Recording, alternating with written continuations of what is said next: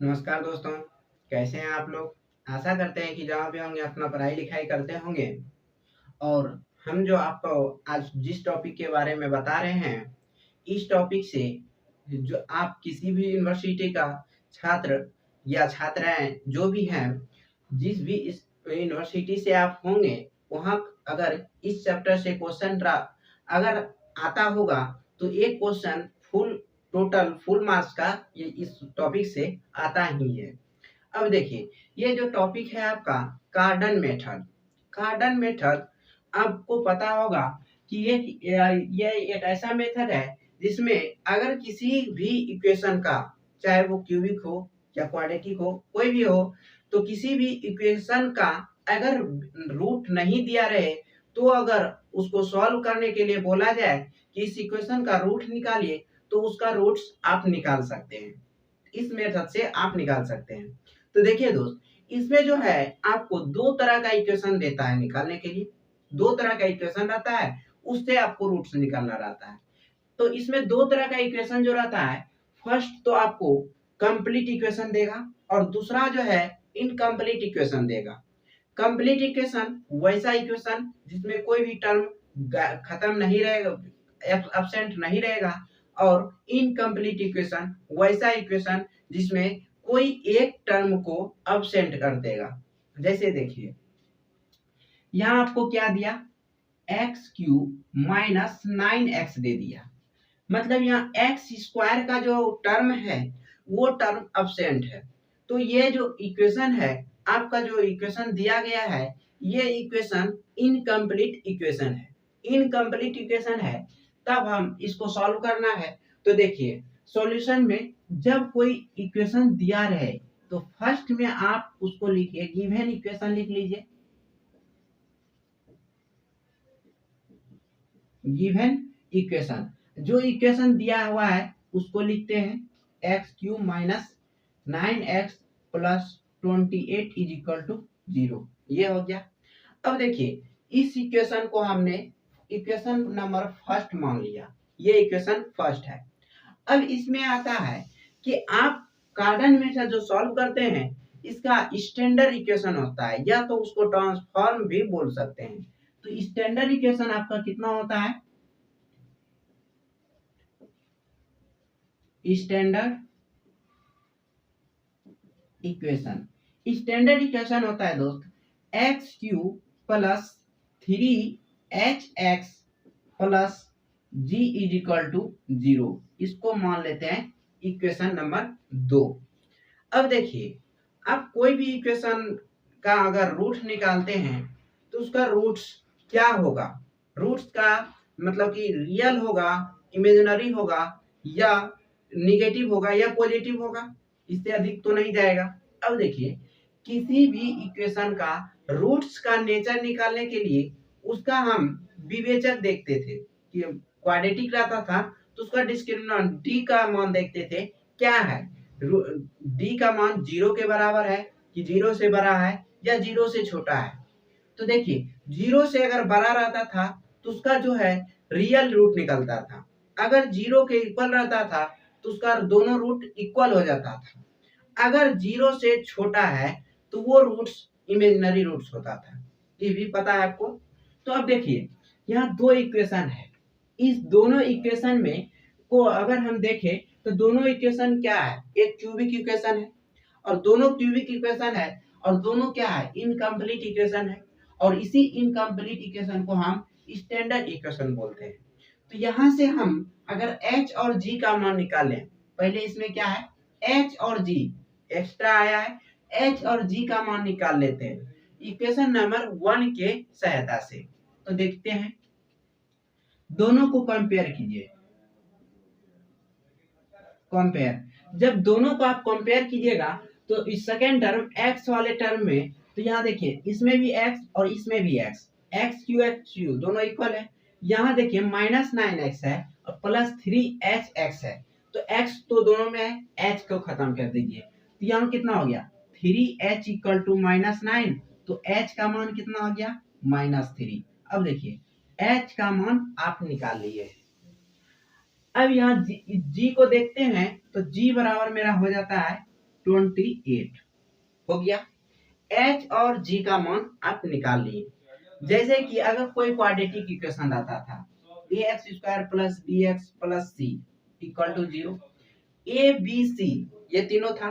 c क्या है, constant term, b क्या है, x² का कोएफिशिएंट, और a क्या है, x² का कोएफिशिएंट। ये तीनों का मान आप निकालते थे, उसी तरह हमने मान निकाल लिया। अब देखते हैं इसका रूट का जो नेचर है क्या है। रूट d जो है वो 0 के इक्वल है, या 0 से बड़ा है, या 0 से छोटा है। तो देखते हैं नेचर इसका क्या होता है। नेचर, तो नेचर में आपको ये फार्मूला आप निकाले होंगे कि h g² प्लस 4h3। इससे क्या निकालते हैं, किसी भी क्यूबिक इक्वेशन का नेचर देखते हैं, उसका नेचर क्या है। अगर इसका नेचर जो है 0 के बराबर है, या 0 से बड़ा है, या 0 से छोटा है, उसके बाद उसका जो रूट्स है उसको हम देखते हैं। तो देखिए यह g का मान आपने कितना निकाला है, 28, इसका whole square plus 4 into h का मान आपने -3 निकाला है, तो -3 का होल क्यूब। अब देखिए 28 का अगर आप स्क्वायर जानते हैं तो उसको लिखिए, कितना होता है, प्लस 4 इंटू -3 का अगर क्यू करते हैं तो ये भी आपको पता है, लिख दीजिए। अब देखिए इस दोनों को मल्टीप्लाई कीजिए तो कितना हो गया, 784 माइनस इसको जब गुना कीजिएगा तो 108 आता है। ये हो गया। अब दोनों को इसको माइनस कीजिए, जब माइनस कीजिएगा तो ये हो जाएगा आपका 8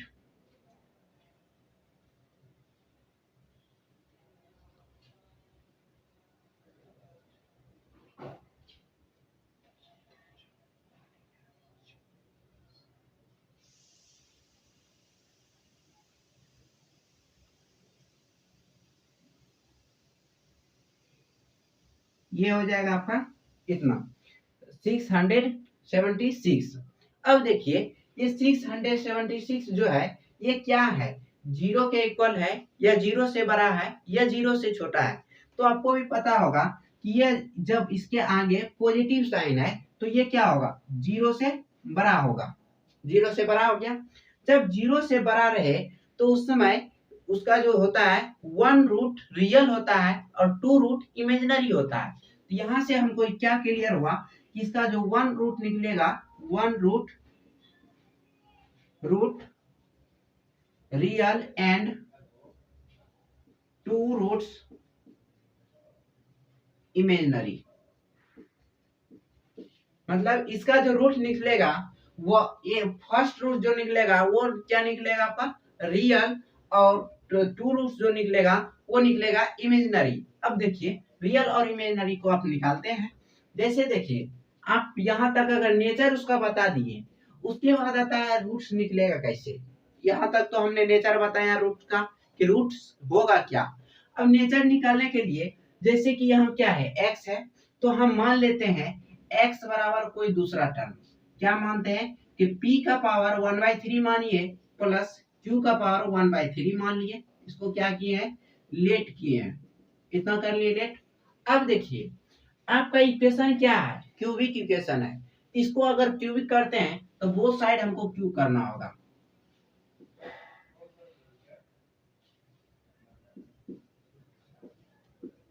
on both side, cubic on both side, जब दोनों साइड हम क्यूब करते हैं तो ये कितना हो जाएगा, x³ इक्वल टू p का पावर 1/3 प्लस q का पावर 1/3, इसका होल पावर 3 हो जाएगा। हो गया। अब देखिए ये कितना हो गया, x³। आप a प्लस b का होल क्यूब पढ़े थे, क्या पढ़े थे कि a का क्यूब प्लस b का क्यूब प्लस 3a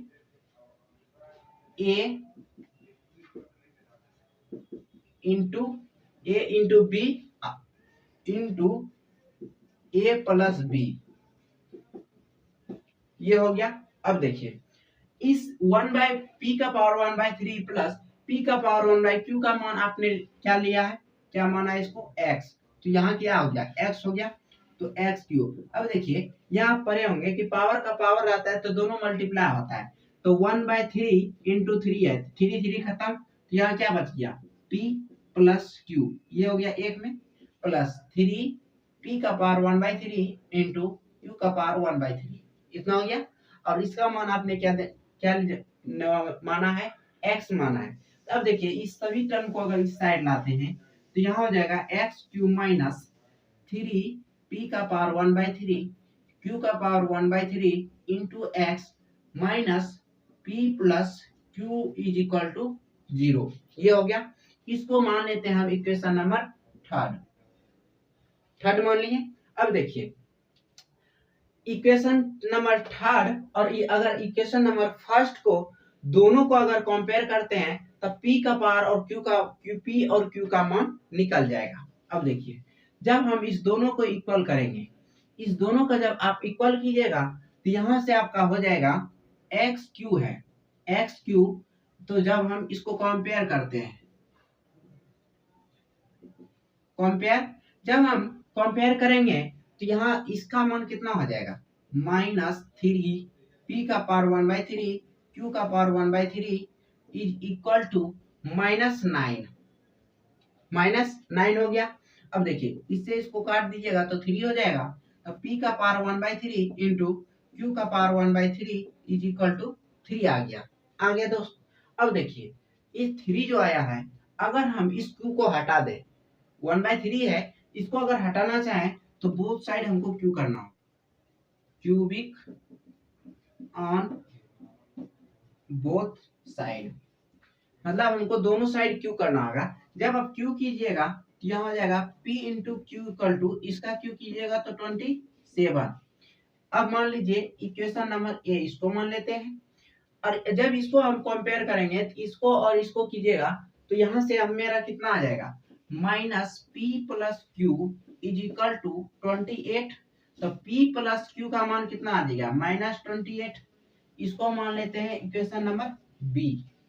अब देखिए अभी p प्लस क्यू का मान आपने कितना निकाला है, -28, और p इंटू क्यू का जो मान निकाले हैं आप वो कितना निकाले हैं, 27। अब देखिए यहाँ से अगर हम देखें तो ये p और q मान लेते हैं किसी इक्वेशन का रूट्स होगा, क्या कि मान लिए वो किसी भी इक्वेशन का रूट्स है।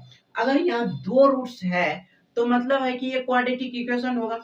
क्वाड्रेटिक इक्वेशन, किसी भी क्वाड्रेटिक इक्वेशन का रूट्स p और q हमने मान लिया, तो उस p और q का जब रूट्स माने हैं तो क्वाड्रेटिक इक्वेशन में आप पढ़े होंगे कि सम ऑफ टू रूट्स और प्रोडक्ट्स ऑफ टू रूट्स, दोनों का अगर वैल्यू मेरे पास रहता है तो हम वहां से एक क्वाड्रेटिक इक्वेशन निकाल सकते हैं, और उस क्वाड्रेटिक इक्वेशन को निकालने के बाद उस क्वाड्रेटिक इक्वेशन का जो रूट्स होगा, जितना भी होगा, हम उसको निकाल सकते हैं। तो यहाँ से अगर हम p और q को अगर रूट्स मानते हैं तो मान लेते हैं किसी भी इक्वेशन का, let p and q be the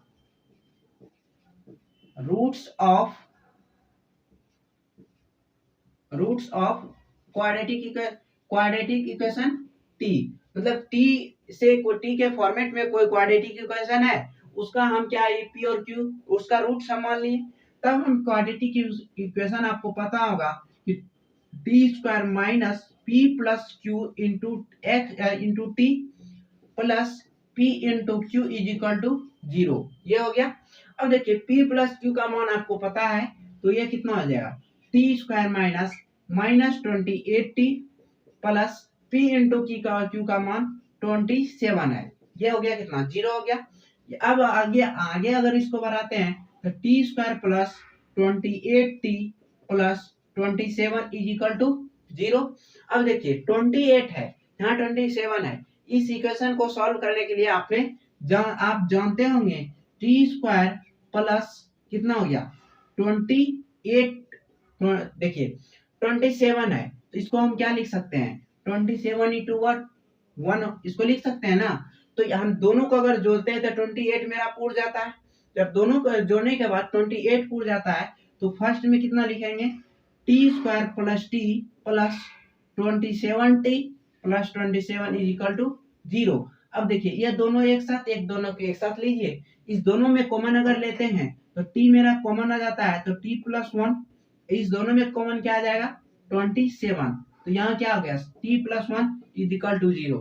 अब देखिए इस पूरा टर्म में और इस पूरा टर्म में t प्लस 1 दोनों में कॉमन आ रहा है, तो t प्लस 1 अगर कॉमन लेते हैं तो यहाँ बच जाता है कितना, t इसमें बचा, t इसमें बचा कितना प्लस 27 इज इक्वल टू 0। और आप एक पढ़े होंगे कि a इंटू बी अगर 0 है तो a भी 0 और b भी 0। तो यहाँ से अगर हम करें तो t प्लस 1 इक्वल टू 0, तो t का मान कितना -1, और t प्लस 27 इक्वल टू 0, तो t का मान कितना -27। अब देखिए ये हम t माने थे किसको, p और q को, p और ये है q आपका, p और q को हमने t माना था, तो यहाँ p का वैल्यू कितना आ गया -1 और q का वैल्यू कितना आ गया -27। अब देखिए p और q का जब हम मान निकाल लिए तो हम p जो हम लेट किए थे x बराबर कितना लेट किए थे, p का पावर 1/3 और q का पावर 1/3 इतना किए थे। तो अब देखिए p का मान कितना -1 है, p का मान -1 है। अगर हम -1 का पावर 1/3 करें प्लस q का पावर, q कितना निकालें -27, तो -27 का पावर 1/3 करें, इतना करें। तो अब देखिए किसी भी का अगर पावर 1 का पावर कितना भी रहे तो उसका वैल्यू कितना होता है उतना ही, तो 1 की जगह कितना है -1, तो -1 ही रह गया। अगर ये पावर इवन रहता तो इवन रहता है ये पावर, तो इसका पॉजिटिव साइन हो जाता, बट यहाँ ऑड पावर है इसलिए यह नेगेटिव ही रह गया। और इसी तरह ये इसका भी कितना हो जाएगा -3 हो जाएगा, ये कितना हो गया -4। मतलब ये जो आपका इक्वेशन दिया गया था उस इक्वेशन का फर्स्ट रूट कितना लिख रहा -4। और ये भी आपको पता है कि फर्स्ट रूट अगर -4 आया है इसका सेकेंड रूट कितना होगा, तो वो दोनों क्या होगा आपका इमेजिनरी होगा। अब देखिए जैसे ये फर्स्ट रूट निकल गया, अब सेकेंड रूट का आप जो x का मान वैल्यू जो जानते हैं वो ओमेगा इंटू पी का power 1/3 plus omega square Q का पावर 1/3 ये जानते हैं। तो अब देखिए p का पावर 1/3, p का कितना वैल्यू दिया है, यहाँ लिख सकते हैं ओमेगा इंटू पी का मान कितना है। अगर हम यहाँ से p का मान p का पावर 1/3 है, तो p का पावर 1/3 का मान अगर निकाल रहे हैं तो ये -1 का पावर 1/3, इसका मान कितना हो गया -1, और q का पावर 1/3 है मतलब -27 का पावर 1/3, तो इसका जो वैल्यू होगा वो -3 होगा। इतना अगर निकाल लें तो हम देखिए p का पावर 1/3 के जगह -1 को रख दें प्लस q का पावर 1/3 के जगह -3 को रख दें, तो ये कितना हो गया -3 ओमेगा स्क्वायर इतना आ गया।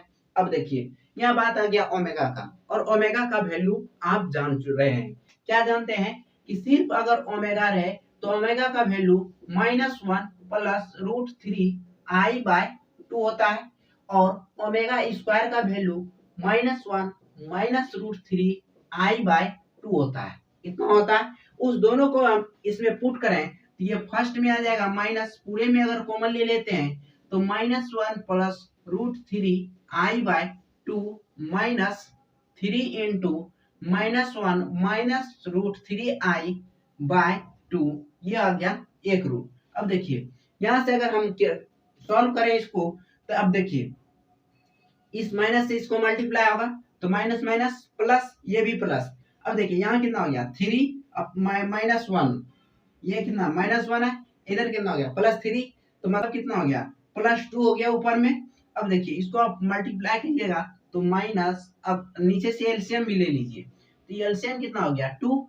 अब देखिए इसको कितना -1 plus √3i minus minus minus +3 minus minus +3√3i हो गया। अब देखिए ये एक रूट ये निकला है, तो इसको अगर आगे हम करें तो -1 और ऊपर में आप देखते हैं तो -1 + 3 तो कितना हो गया 2 हो गया, प्लस √3 प्लस √3 3√3 तो कितना हो गया 4√3i/2। अगर हम ऊपर से 2 कॉमन ले लें तो ये हो जाएगा माइनस 1 + 2√3i। मतलब फर्स्ट रूट क्या निकला मेरा -4, सेकेंड कितना निकला -1 + 2√3i, यही निकला। अब देखिए ये तो सेकेंड था, इसको मान लेते हैं x1, इसको मान लेते हैं x2। अब देखिए मैं हमको x3 मतलब तीसरा रूट चाहिए, तो तीसरा रूट का जो फॉर्मूला होता है ओमेगा इंटू पी क्यू का power 1/3 plus omega square into P का पावर 1/3, पी का पावर 1/3। अब देखिए p का पावर 1/3 और q का पावर, तो दोनों को अगर हम रखें तो q का पावर -3 ओमेगा और माइनस ओमेगा स्क्वायर, क्योंकि आप जानते हैं कि p का पावर 1/3 कितना मान निकला है -1। अब देखिए यहाँ अगर मान रखते हैं ओमेगा और ओमेगा स्क्वायर का मान यहाँ पुट कीजिए वैल्यू, तो अब यहाँ कितना हो जाएगा -3 और माइनस यहाँ है और यहाँ भी माइनस है, तो माइनस माइनस +3 हो गया। फिर इस माइनस से इसको मल्टीप्लाई कीजिए तो -3√3i बाई कितना हो गया 2 माइनस, इस माइनस से उसको जब माइनस कीजिएगा तो यहाँ हो जाएगा -1 - √3i/2। अब देखिए इसको हम एलसीएम ले तो यहाँ एलसीएम आपका कितना आ जाएगा 2 आएगा, 2 आ गया तो यहाँ कितना हो गया 3 - 3√3i। इसको जब मल्टीप्लाई कीजिएगा तो minus minus +1 minus minus +√3i, ये हो गया। अब देखिए 3 + 1 कितना हो गया 4, और इधर कितना 3 + 1, तो ये कितना हो गया -2। अगर ऊपर से अगर हम 2 कॉमन ले लें तो 2 से 2 खत्म, तो यहाँ दूसरा रूट मेरा कितना आ गया, यहाँ हो गया 4, तो यह हो गया 2 माइनस, क्योंकि यहाँ माइनस है -2√3i, 2 कॉमन आ गया है, ये बच गया कितना 3i। तो अब मेरा जो है x का 1 का मान मतलब फर्स्ट रूट का मान -4, सेकेंड रूट का मान -1 + 2√3i और x3 मतलब तीसरा रूट का जो मान निकला वो 2 - √3i निकला। तो ये था आपका कार्डन मेथड से किसी भी इक्वेशन को अगर वो इनकम्प्लीट इक्वेशन है तो उसको हम कैसे सॉल्व करके उसका रूट्स निकाल सकते हैं। तो ये था आपका कार्डन मेथड पे इनकम्प्लीट इक्वेशन पे प्रॉब्लम, जो आपका किसी भी तरह का प्रॉब्लम होगा वो आप बना लीजिएगा। तो अब हम अगले क्लास में जो हम आएंगे वो कंप्लीट इक्वेशन को लेके आएंगे कि कंप्लीट इक्वेशन को किस तरह से हम आगे उसका रूट्स निकालते हैं। तो आपको अगर इसमें कहीं भी दिक्कत हुआ होगा तो आप कमेंट करके या कॉल करके या व्हाट्सएप करके आप कंफ्यूजन को या दिक्कत को दूर कर लीजिएगा, क्योंकि अगर दिक्कत रहेगा तो आप अभी ही इससे 16 नंबर मतलब 16 नंबर आप खो दीजिएगा। तो मिलते हैं अगले क्लास में, तब तक के लिए जय हिंद।